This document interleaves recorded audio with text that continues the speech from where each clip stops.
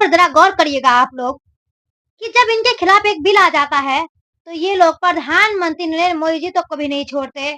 उनके खिलाफ जाति सुरक्षा का प्रयोग करते हैं, उन्हें गाली तक भी देते हैं, यहाँ तक कि उन्हें तेलिया भी कहा जाता है।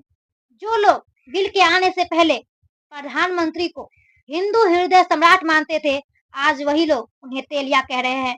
तो जरा आप ठंडे दिमाग से सोचिए कि जिस कॉलेज और यूनिवर्सिटी में एससी, एसटी, ओबीसी के छात्र पढ़ते होंगे, उसके साथ कैसी सलूकी होती होगी, कैसे उन लोगों के साथ व्यवहार होता होगा, जरा आप सोचिए। क्योंकि इनके खिलाफ जो ये बिल आया है, इस बिल में इन लोगों को लगता है कि हमारा वर्चस्व खत्म हो जाएगा कॉलेज, यूनिवर्सिटी से, हमारे समाज से। हमारे समाज में अब सबको एक बराबर का हक दिया जाएगा, एक बराबर का ओहदा दिया जाएगा।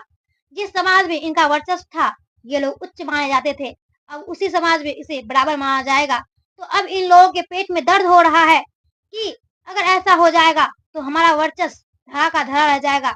जो हम सदियों से अपना वर्चस्व दिखाते आ रहे हैं, हमारा वर्चस्व अब खत्म होने वाला है। इसीलिए इस बिल का ये लोग खुलकर विरोध कर रहे हैं, क्योंकि इन लोगों को हजम नहीं हो रहा है कि कोई हमारे बराबर कैसे हो सकता है।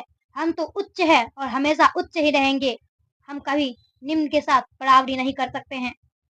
और जब प्रधानमंत्री Narendra Modi SC, ST, OBC के छात्र को एक दर्जा दे रहे हैं, तो फिर इन लोगों के पेट में दर्द हो रहा है।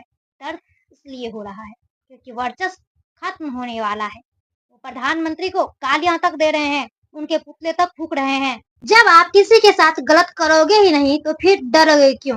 जहाँ बात हो रही थी जात पात की करो विदाई, हिंदू हिंदू भाई भाई, तो फिर भाई भाई में ऐसी लड़ाई क्यों? भाई ही भाई का विरोध क्यों कर रहा है? उन्हें तो खुश होना चाहिए कि भाई भाई में अब समानता का अधिकार है, कोई ऊंच नीच नहीं है, सब समान है। लेकिन भाई ही भाई का विरोध कर रहे हैं।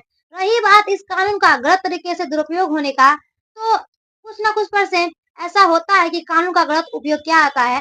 तो एक ऐसी कमेटी बनाई जाए और ऐसी नजर रखी जाए कि कोई भी इस कानून का गलत तरीके से दुरुपयोग ना करे। अगर कोई दुरुपयोग करता हुआ पाया जाएगा तो उसके खिलाफ कड़ी से कड़ी एक्शन ली जाएगी।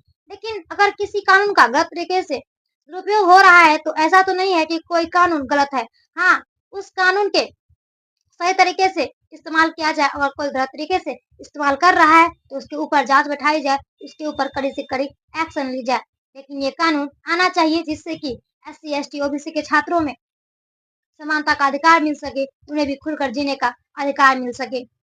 आपकी क्या राय है इस कानून के बारे में? अपनी राय कमेंट में जरूर बताएं।